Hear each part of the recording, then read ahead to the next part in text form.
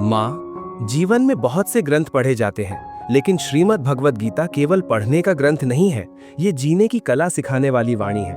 और जब ये वाणी गर्भावस्था के समय सुनी जाती है तो उसका प्रभाव केवल मन तक नहीं रुकता, वो गर्भ में पल रही चेतना तक पहुंचता है। श्रीमद् भगवद गीता वो दिव्य ज्ञान है जो स्वयं श्री कृष्ण के मुख से प्रकट हुआ। ये वाणी तब उतरी जब मनुष्य का मन सबसे अधिक डगमगा रहा था। इसीलिए गीता आज भी हर युग में मन को स्थिर करने वाला सबसे सच्चा सहारा है।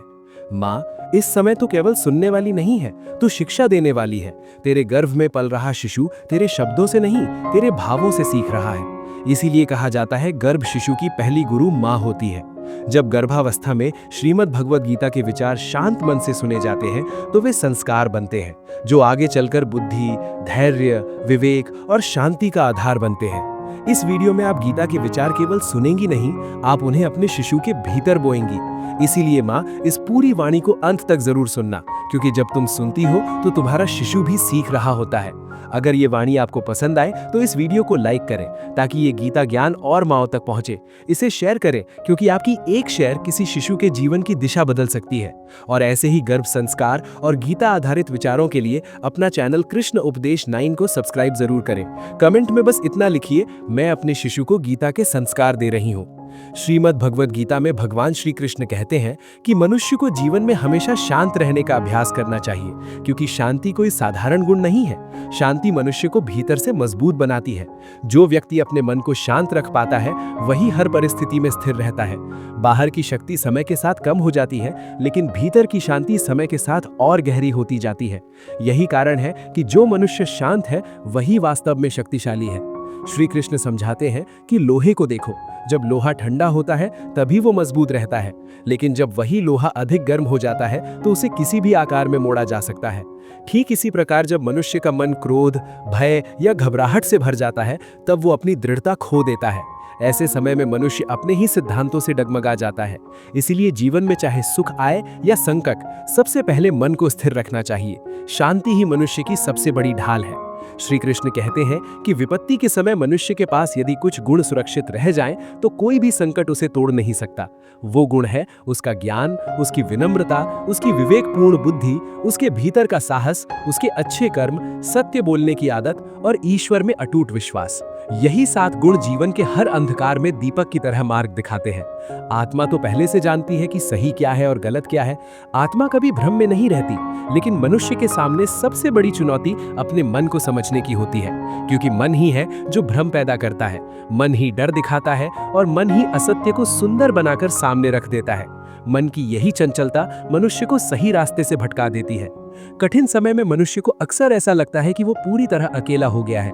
उसे लगता है कि कोई उसका साथ नहीं दे रहा, लेकिन सच्चाई ये है कि वही कठिन समय मनुष्य को भीतर से मजबूत बनाता है। जो व्यक्ति जीवन में कभी संघर्ष से नहीं गुजरा, उसे अपनी शक्ति का सही अर्थ कभी समझ में ही नहीं आता।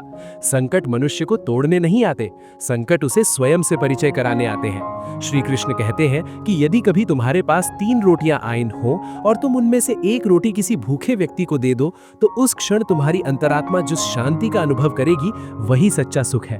उस कर्म का फल समय आने पर तो मिलेगा ही, लेकिन आत्मा की प्रसन्नता उसी क्षण मिल जाती है, क्योंकि आत्मा कोई अलग तत्व नहीं है, वही परम तत्व परमात्मा का अंश है। और जब तुम करुणा से भरा हुआ कर्म करते हो तब परमात्मा स्वयं तुम्हारे भीतर प्रसन्न होता है। श्रीमद् भगवद गीता में भगवान श्री कृष्ण कहते हैं कि मैं सभी प्राणियों के हृदय में स्थित आत्मा हूँ। मैं ही संपूर्ण प्राणियों का आदि हूँ, मैं ही उनका मध्य हूँ और मैं ही उनका अंत हूँ। इस संसार में जो कुछ भी जन्म लेता है, जो कुछ भी जीवित रहता है और जो अंततः नष्ट होता है, उसके मूल में मैं ही उपस्थित हूँ। ग्रहों में मैं सूर्य के रूप में प्रकट हूँ, वेदों में सामवेद के रूप में, देवों में इंद्र के रूप में और इंद्रियों में मन के रूप में मैं ही विद्यमान हूँ। श्री कृष्ण कहते हैं कि मैं ही ब्रह्मा हूँ, मैं ही विष्णु हूँ और मैं ही महेश हूँ। जलाशयों में मैं समुद्र हूँ और पर्वतों में मैं हिमालय हूँ। इस संपूर्ण संसार में तुम जो कुछ भी देख पाते हो, जो कुछ भी अनुभव करते हो, वो सब मेरा ही विस्तार है। ये संसार मेरी ही माया से उत्पन्न हुआ है। मैं ही इसका पालन पोषण करता हूँ और समय आने पर मैं ही इसका विनाश भी करता हूँ। श्री कृष्ण ये भी कहते हैं कि मैं भूत, वर्तमान और भविष्य के सभी प्राणियों को जानता हूँ। जो हो चुका है, जो इस समय घट रहा है और जो आने वाला है, सब मेरी दृष्टि में स्पष्ट है। फिर भी वास्तविकता यह है कि मुझे कोई पूर्ण रूप से नहीं जान पाता, क्योंकि मनुष्य मुझे बाहर खोजता है, जबकि मैं उसके भीतर ही निवास करता हूँ। श्री कृष्ण समझाते हैं कि जिस प्रकार अंधकार में एक छोटी सी ज्योति भी स्वयं प्रकाशित हो जाती है, ठीक उसी प्रकार सत्य भी अपने आप प्रकट होता है। सत्य को छिपाया नहीं जा सकता। असत्य चाहे कितनी ही चालाकी से फैलाया जाए, अंततः सत्य उसी प्रकार ऊपर आ जाता है जैसे पानी में तेल की बूंद। इसलिए मनुष्य को जीवन में सदैव सत्य के मार्ग पर ही चलना चाहिए। हे अर्जुन, जो मनुष्य ना कभी अत्यधिक हर्षित होता है, ना किसी से द्वेष करता है, ना शोक में डूबता है और ना ही अनावश्यक कामनाओं में उलझता है, वही मनुष्य मुझे अत्यंत प्रिय है। जिसने शुभ और अशुभ दोनों प्रकार के कर्मों का त्याग कर दिया है, वही वास्तव में ज्ञानी है। ऐसा मनुष्य परिस्थितियों से नहीं, विवेक से चलता है। श्री कृष्ण कहते हैं कि मुझे पाने के 3 मार्ग हैं: ध्यान योग, ज्ञान योग और कर्म योग। इन तीनों मार्गों में कर्म योग सबसे प्रधान है, क्योंकि कर्म छोड़कर नहीं, कर्म करते हुए ही मनुष्य अपने जीवन को शुद्ध कर सकता है। कर्म से भागने वाला व्यक्ति कभी मुक्त नहीं होता और कर्म को साधना बना लेने वाला व्यक्ति कभी बंधन में नहीं रहता। भगवान श्री कृष्ण बताते हैं कि जैसे पृथ्वी पर ऋतुएं बदलती रहती हैं, वैसे ही मनुष्य के जीवन में भी सुख और दुख आते जाते रहते हैं। ये परिवर्तन प्रकृति का नियम है। इन परिवर्तनों से विचलित होना अज्ञान है। जो व्यक्ति इन उतार चढ़ावों को सहन करना सीख लेता है, वही स्थिर बुद्धि कहलाता है। हे अर्जुन, समय से पहले और भाग्य से अधिक किसी को कुछ नहीं मिलता। मनुष्य जितना अधिक जल्दबाजी करता है, उतना ही अधिक दुखी होता है। जैसे दीपक की लौ के नीचे छिपा अंधकार स्वयं दीपक को दिखाई नहीं देता, वैसे ही मनुष्य को जवानी के पीछे छिपी बुढ़ापे की सच्चाई दिखाई नहीं देती। वो अपने वर्तमान के मोह में भविष्य को भूल जाता है। श्री कृष्ण कहते हैं कि किसी भी प्राणी को उसका मन जीवन के अंत तक अपने जाल से बाहर नहीं निकलने देता। ये मन रस्सी की तरह मनुष्य को बांधकर तरह तरह के नाच नचवाता रहता है। कभी इच्छाओं के पीछे दौड़ाता है, कभी भय से रोकता है। मनुष्य को इतना व्यस्त रखता है कि वो अपने अंतर मन में झांकने का समय ही नहीं निकाल पाता। मन ही मनुष्य को यह अवसर नहीं देता कि वो अपनी आत्मा को पहचान सके और आत्मा के भीतर स्थित उस परमात्मा के प्रकाश को देख सके। इसलिए श्री कृष्ण कहते हैं कि मन को समझना और उसे वश में करना ही जीवन की सबसे बड़ी साधना है। जब अर्जुन भगवान श्री कृष्ण से पूछते हैं कि हे केशव, यदि आत्मा नित्य है, सनातन है, अजन्मा है और उसे ना शस्त्र काट सकते हैं, ना आग जला सकती है, ना जल भिगो सकता है और ना वायु सुखा सकती है, तो फिर प्राणी को दुख, सुख, शोक, खुशी, मान, अपमान, पीड़ा और आनंद का अनुभव क्यों होता है? यदि आत्मा इन सबसे परे है, तो ये अनुभूति आखिर किसे होती है? तब भगवान श्री कृष्ण अर्जुन को शांत भाव से समझाते हैं कि हे पार्थ, मैंने पहले ही तुम्हें बताया है कि सुख और दुख का अनुभव आत्मा का कार्य नहीं है, ये शरीर का कार्य है। आत्मा तो केवल साक्षी है। शरीर को जब चोट लगती है तब पीड़ा होती है, शरीर आग में जलता है तब जलन होती है। ये सब शरीर की अनुभूतियां हैं, आत्मा इनसे अछूती रहती है। तब अर्जुन पुनः प्रश्न करते हैं, हे केशव, ये बात मैं समझ गया कि शारीरिक पीड़ा शरीर को होती है, लेकिन जब किसी की मानहानि होती है, जब अपमान होता है, जब कीर्ति या अपकीर्ति का अनुभव होता है, तब तो शरीर को कोई चोट नहीं लगती, फिर वो पीड़ा किसे होती है? क्या वो आत्मा को नहीं होती? तब भगवान श्री कृष्ण स्पष्ट शब्दों में कहते हैं, नहीं अर्जुन, ये मान, अपमान, कीर्ति, अपकीर्ति, लाभ, हानि, जीत का आनंद या हार की पीड़ा, ये सब भी आत्मा को नहीं होते। ये आत्मा का कार्य नहीं है, ये मन की शरारत है। मन ही इन सब भावनाओं को जन्म देता है और मन ही उनसे दुखी होता है। श्री कृष्ण समझाते हैं कि हे अर्जुन, प्राणी के शरीर का एक ऐसा अंग है जो दिखाई नहीं देता, लेकिन वही सबसे अधिक शक्तिशाली है, वो है मन। आत्मा का मन से कोई प्रत्यक्ष संबंध नहीं है। आत्मा तो रथ में बैठा हुआ स्वामी है और मन उस शरीर रूपी रथ का सारथी है। लेकिन जब सारथी ही भटक जाए तो रथ सही दिशा में कैसे चलेगा? मन ही इंद्रियों के घोड़ों को इधर उधर दौड़ाता है, मन ही यौवन के आवेश में चंचल हो जाता है।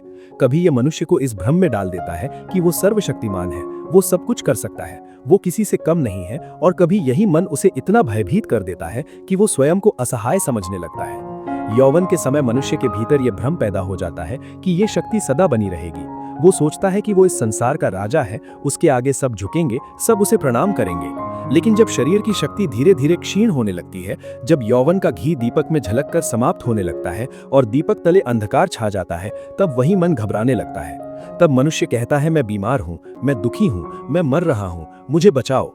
ये रोने धोने का नाटक भी मन ही करता है, क्योंकि मन ही अहंकार की मदिरा पिलाकर मनुष्य को मदहोश करता है और वही मन भय दिखाकर उसे तोड़ने का प्रयास करता है। श्री कृष्ण कहते हैं, हे अर्जुन, मन एक पाखंडी है। उसके हाथों में मोह माया का जाल है, जिसे वो मनुष्य की इच्छाओं पर बार बार डालता है। वो मनुष्य को शरीर से भी मोह कराता है, अपनी खुशियों से भी मोह कराता है और अपने दुखों से भी मोह कराता है। खुशी में वही मन गीत गाता है और दुख में वही मन विलाप करता है। मनुष्य अपने दुखों को बार बार दोहराकर दूसरों को सुनाता है और उसी में उसे एक अजीब सा सुख मिलने लगता है, लेकिन वो ये नहीं समझ पाता कि वो स्वयं अपने दुख को जीवित रखे हुए है। इसीलिए श्री कृष्ण कहते हैं, हे पार्थ, प्राणी के लिए आवश्यक है कि वो अपने मन को काबू में करे। वो अपने अंतर मन में झांक कर आत्मा को देखे। जब वो आत्मा को देखेगा तब उसे आत्मा के भीतर स्थित उस परमात्मा का प्रकाश भी स्पष्ट दिखाई देगा। जिस प्रकार मनुष्य अपने पुराने वस्त्रों को त्याग कर नए वस्त्र धारण करता है, ठीक उसी प्रकार आत्मा पुराने और व्यर्थ शरीर को त्याग कर नए शरीर को धारण करती है। यही प्रकृति का नियम है। इस सत्य को जो स्वीकार कर लेता है वो भय से मुक्त हो जाता है और वर्तमान में जीना सीख लेता है। श्री कृष्ण आगे समझाते हैं कि मनुष्य यदि ये जान ले कि उसके दुख का कारण आत्मा नहीं बल्कि मन है, तो उसके जीवन का आधा बोझ अपने आप उतर जाता है। क्योंकि आत्मा तो कभी दुखी नहीं होती, ना ही सुख से फूलती है। आत्मा तो केवल साक्षी है। दुख सुख का खेल मन रचता है और मन ही उसमें उलझता है। इसीलिए मनुष्य को चाहिए कि वो अपने मन के व्यवहार को समझे, ना कि हर भाव को आत्मा का सत्य मान ले। श्री कृष्ण कहते हैं, किसी पर विश्वास करना हो तो उसकी बातों से अधिक उसके आचरण पर ध्यान दो। शब्द कई बार मन को बहकाते हैं, लेकिन कर्म सच्चाई दिखा देते हैं। क्रोध के समय थोड़ा रुक जाना और गलती के समय थोड़ा झुक जाना, यही दो बातें जीवन को सरल बना देती हैं। जो व्यक्ति ये सीख लेता है उसके जीवन में अनावश्यक संघर्ष कम हो जाता है।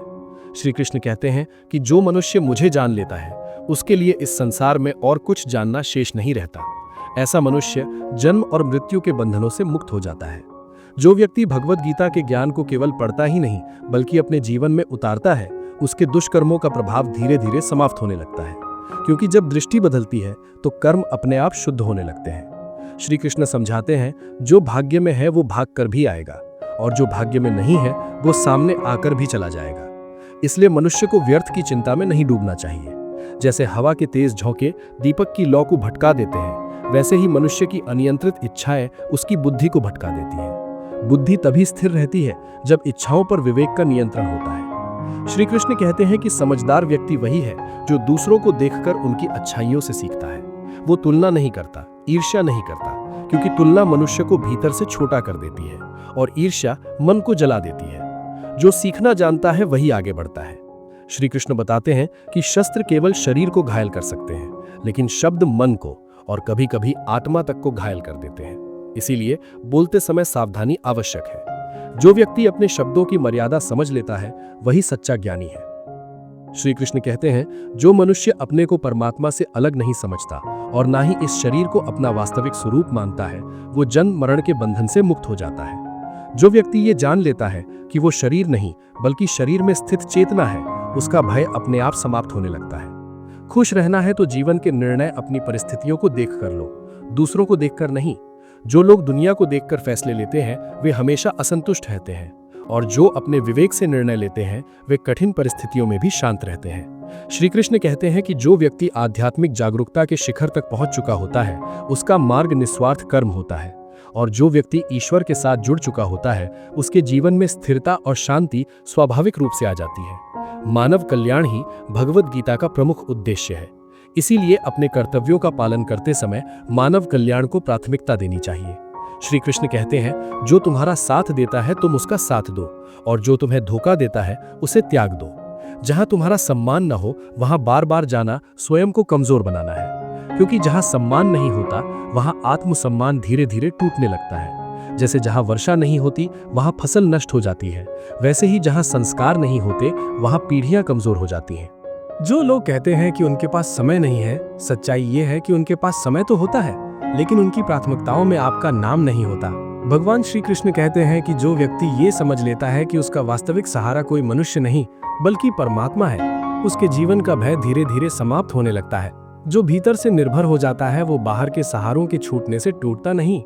इसीलिए जहां तुम्हारे अपने मुंह फेर ले वहां ये मत समझना कि तुम अकेले हो, उस समय मैं तुम्हारे साथ खड़ा होता हूँ। श्री कृष्ण कहते हैं कि मनुष्य को इतना भी नहीं झुकना चाहिए कि सामने वाला उसे गिरा हुआ समझने लगे।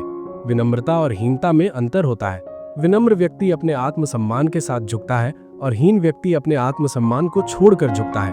आत्मसम्मान के बिना किया गया झुकाव मनुष्य को भीतर से खोखला कर देता है।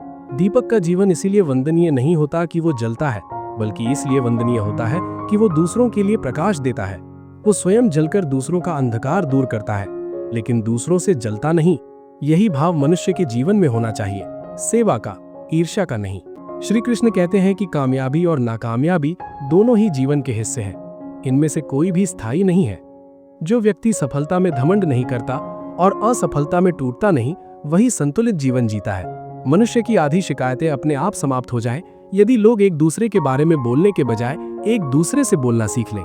श्री कृष्ण समझाते हैं कि विश्वास किसी पर इतना करो कि यदि वो तुम्हारे साथ छल भी करे तो उसके भीतर अपराध बोध अवश्य जागे, और प्रेम किसी से इतना करो कि उसके मन में तुम्हें खोने का भय बना रहे। लेकिन ये भी स्मरण रखो कि पूर्ण विश्वास केवल परमात्मा पर ही करना चाहिए। मनुष्य बदल सकता है, परिस्थितियां बदल सकती हैं, लेकिन परमात्मा की उपस्थिति अटल रहती है। 4 वेदों का अर्थ जानना आवश्यक नहीं, लेकिन समझदारी, जवाबदारी, वफादारी और ईमानदारी, इन 4 शब्दों का मर्म समझ लिया जाए तो जीवन अपने आप सार्थक हो जाता है, क्योंकि इन गुणों से युक्त व्यक्ति हर परिस्थिति में सही निर्णय ले पाता है। श्री कृष्ण कहते हैं कि बुद्धि युक्त पुरुष पुण्य और पाप दोनों को इसी लोक में त्याग देता है, अर्थात वो अपने कर्मों से बंधता नहीं। जब मनुष्य की बुद्धि मोह रूपी दलदल को पार कर जाती है, तब वो सुने हुए और सुनने में आने वाले भोगों से स्वयं को अलग कर लेता है। तब उसके भीतर वैराग्य का जन्म होता है। हे अर्जुन, जिस काल में मनुष्य अपने मन में स्थित सभी कामनाओं को भली भांति त्याग देता है और आत्मा में ही संतुष्ट रहता है, वही स्थित प्रज्ञ कहलाता है। जिसे दुख मिलने पर उद्वेग नहीं होता, सुख मिलने पर मोह नहीं होता, और जिसके राग, भय तथा क्रोध शांत हो चुके होते हैं, वही स्थिर बुद्धि वाला पुरुष है। जैसे कछुआ अपने अंगों को चारों ओर से समेट लेता है, वैसे ही जब मनुष्य इंद्रियों को उनके विषयों से हटा लेता है, तब उसकी बुद्धि स्थिर हो जाती है। स्थिर बुद्धि का अर्थ इंद्रियों का दमन नहीं, बल्कि उनका संयम है। श्री कृष्ण कहते हैं कि किससे कब और कितना बोलना है, यदि ये विवेक मनुष्य सीख ले तो उसका जीवन स्वतः ही सरल हो जाता है। हर बात कहना आवश्यक नहीं होता, और हर सत्य हर समय कहना भी आवश्यक नहीं होता। विवेक के साथ बोला गया मौन भी बहुत कुछ कह जाता है। श्री कृष्ण कहते हैं कि जीवन में कभी अवसर मिले तो किसी के लिए सारथी बनना सीखो, अपने स्वार्थ के लिए नहीं, बल्कि धर्म के लिए, क्योंकि धर्म से भरा हुआ हृदय ही सही परामर्श देता है, और अधर्म से भरा हुआ हृदय अधर्म का मार्ग दिखाता है। मनुष्य का मार्ग उसके हृदय की स्थिति तय करती है। श्री कृष्ण समझाते हैं कि मनुष्य इसीलिए दुखी नहीं है कि वो ईश्वर को नहीं मानता। मनुष्य इसीलिए दुखी है क्योंकि वो ईश्वर की नहीं मानता। समय आने पर सबको मिलता है, लेकिन समय से पहले की चाह ही मनुष्य के दुख का कारण बन जाती है। जो धैर्य रखना सीख लेता है, उसके लिए प्रतीक्षा भी साधना बन जाती है। किसी से सच्चा प्रेम होना शुद्धता और दिव्यता का प्रतीक है, लेकिन प्रेम में भी विवेक आवश्यक है, क्योंकि बिना विवेक का प्रेम बंधन बन जाता है।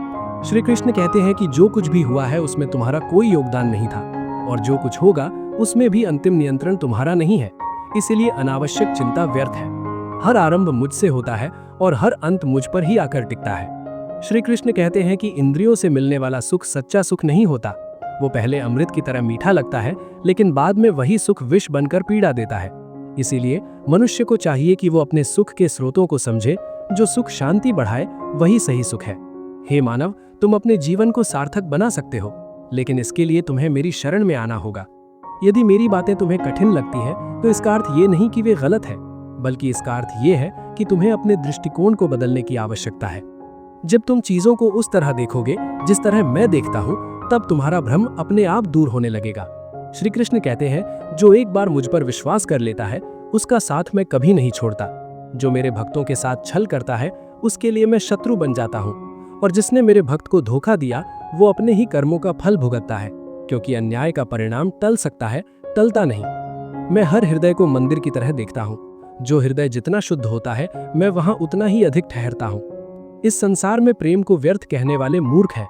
प्रेम ही इस संसार की मूल शक्ति है। इसी से सृष्टि बनी है और इसी से चलती है। श्री कृष्ण कहते हैं, प्रेम सबसे करो, लेकिन पूर्ण विश्वास केवल परमात्मा पर रखो। मनुष्य सीमित है, उसकी समझ भी सीमित है, इसीलिए उसे पूर्ण अपेक्षा करना स्वयं को दुख देना है।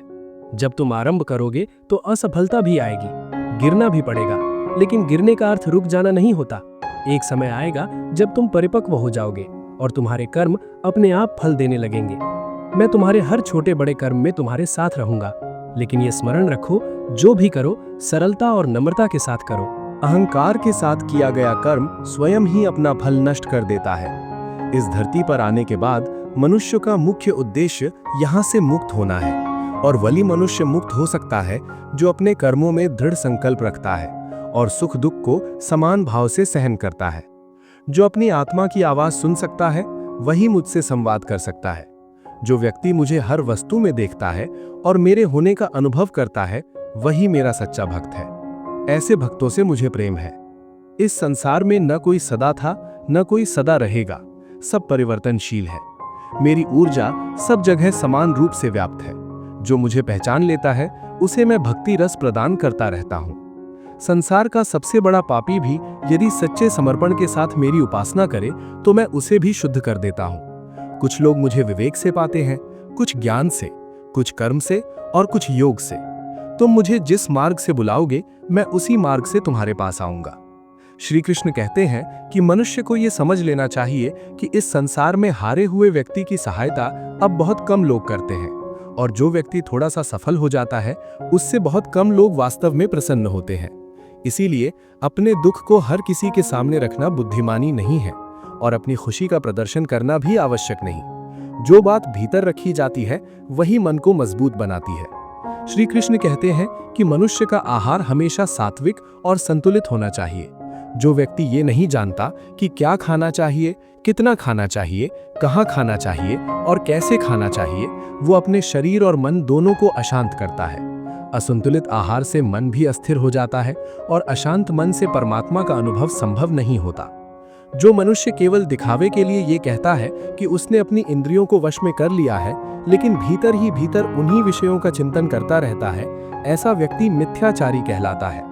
बाहर संयम और भीतर भोग, ये दोहरा जीवन अंततः मनुष्य को ही पीड़ा देता है। श्री कृष्ण कहते हैं कि जो पुरुष परंपरा से नहीं चलता, सृष्टि के नियमों का पालन नहीं करता और अपने कर्तव्यों की उपेक्षा करता है, वो भोगों में उलझा हुआ व्यर्थ जीवन जीता है। लेकिन जो मनुष्य आत्मा में ही रमण करने वाला, आत्मा में ही तृप्त और आत्मा में ही संतुष्ट हो जाता है, उसके लिए कोई बाहरी कर्तव्य शेष नहीं रह जाता। यहाँ आत्मा का अर्थ किसी कल्पना से नहीं बल्कि उस परम सत्य से है जो भीतर सदा विद्यमान है। जो व्यक्ति सत्य को समझ लेता है, सत्य में ही जीता है और सत्य में ही संतुष्ट रहता है, वही वास्तव में मुक्त होता है। लेकिन ऐसा मनुष्य बहुत दुर्लभ होता है। ऐसा महापुरुष न तो कर्म करने से बंधता है और न ही कर्म न करने से। उसका किसी से स्वार्थ का संबंध नहीं रहता। फिर भी श्री कृष्ण कहते हैं कि जो ज्ञानी है, जिनके लिए परमात्मा का सत्य स्पष्ट हो चुका है, उनकी यह जिम्मेदारी बन जाती है कि उनके कर्म दूसरों के लिए उदाहरण बने। यदि ज्ञानी व्यक्ति कर्म छोड़ दे तो साधारण जन भी अपने कर्तव्यों से विमुख हो जाएंगे। इसीलिए श्री कृष्ण कहते हैं कि मैं स्वयं भी कर्म करता हूँ। मेरे लिए न कोई कर्तव्य है और न ही कुछ प्राप्त करने योग्य शेष है। फिर भी मैं कर्म करता हूँ, क्योंकि यदि मैं कर्म न करूँ तो संसार का संतुलन बिगड़ जाएगा।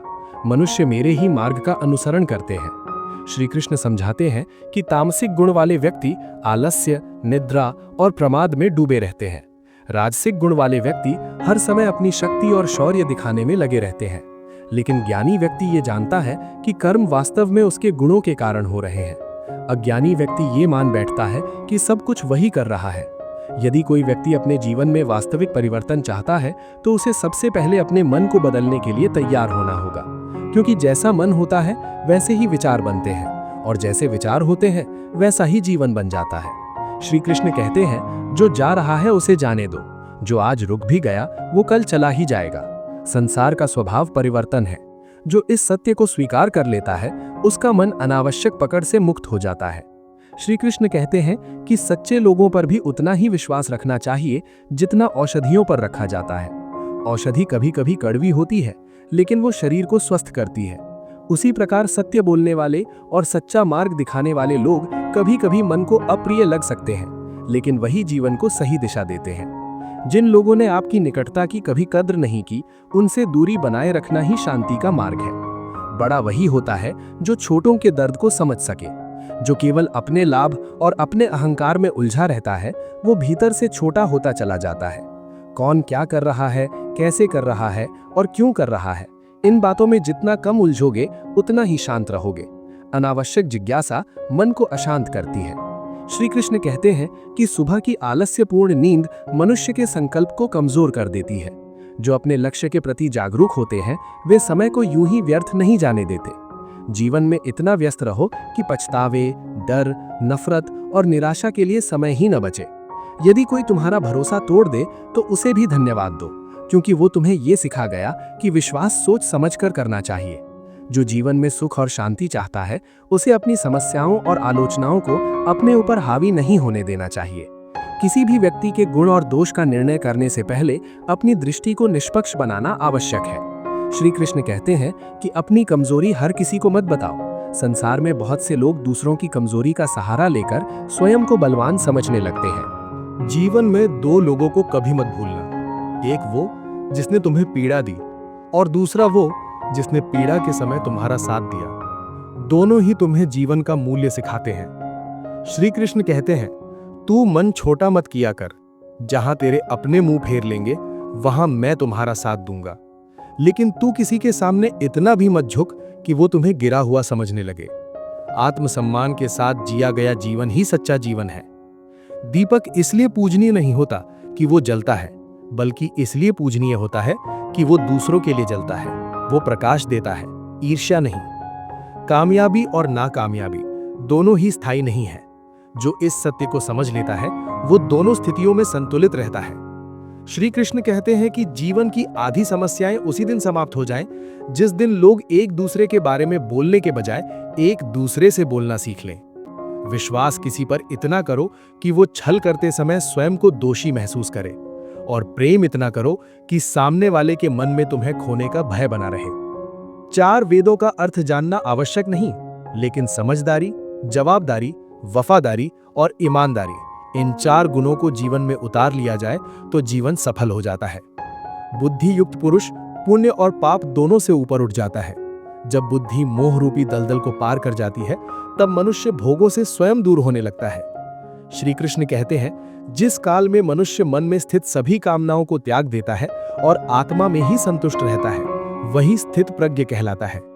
जिसे दुख मिलने पर उद्वेग नहीं होता, सुख मिलने पर मोह नहीं होता, और जिसके राग, भय और क्रोध शांत हो चुके होते हैं, वही मोक्ष के योग्य होता है। जिस प्रकार कछुआ अपने अंगों को समेट लेता है, उसी प्रकार जो मनुष्य इंद्रियों को उनके विषयों से हटा लेता है, उसकी बुद्धि स्थिर हो जाती है। कब, किससे और कितना बोलना है, ये विवेक जिस दिन आ जाता है, उसी दिन जीवन सरल हो जाता है। श्री कृष्ण कहते हैं कि जीवन में यदि अवसर मिले तो धर्म के लिए लड़ना सीखो, अधर्म का विरोध करना सीखो और अपनों के लिए त्याग करना सीखो। सत्य सदा ऊपर आता है, जैसे पानी में तेल की बूंद। चाहे कितना भी असत्य फैला दिया जाए, सत्य छिप नहीं सकता। क्रोध में उत्तर मत दो, दुख में निर्णय मत लो और आनंद में वचन मत बांटो। जो व्यक्ति स्वयं को नहीं जानता, वो चाहे संसार भर का ज्ञान रख ले, फिर भी अज्ञानी ही रहता है। जानबूझकर किसी का दिल मत दुखाओ, क्योंकि जो पीड़ा तुम किसी को देते हो, वही किसी न किसी रूप में तुम्हारे पास लौटती है। जीवन में किसी भी चीज की अति मत करो। अति भोग भी नाश करता है और अति त्याग भी। संतुलन ही जीवन का सौंदर्य है। जो तुम्हारे साथ अधर्म करे, उसका विरोध करना सीखो। अन्याय को सहना भी पाप में भागीदार होना है। जो स्वयं की रक्षा नहीं करता, उसकी रक्षा ईश्वर भी नहीं करते। जो अपने महत्व को नहीं समझता, उसे संसार भी महत्व नहीं देता। समय की कद्र ना करने वाला मनुष्य समय से भी वंचित रह जाता है। संगति मनुष्य का भविष्य तय करती है।